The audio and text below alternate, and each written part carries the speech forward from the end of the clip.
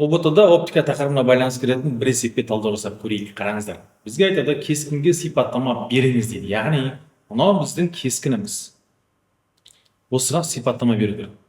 Бірінші бұл біз білуіміз керек, осы сұрақты ұбт-да сәйкестендіру немесе контекст тапсырмаларына келеді. Қараңыздар, бізде мынау қандай линза дейтін болса, бұл біздегі жинағыш линза. Демек, мынау бізде дене. Бұл бізде дене. Ал мынау біздегі кескін. Демек, денеден бізге линзаға түзуші береміз, және фокустан өтеді. Нәтижесінде осы жердегі пайда болған кескінге сипаттама беру үшін біз не дейміз?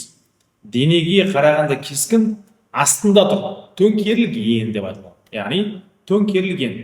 Бірінші сипаттама төңкерілген. Екінші сипаттама. Енді қараңыздар, дененің өлшеміне қараған кезде кескіннің өлшемі қандай?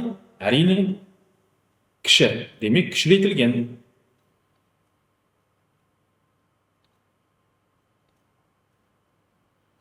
Кішірейтілген.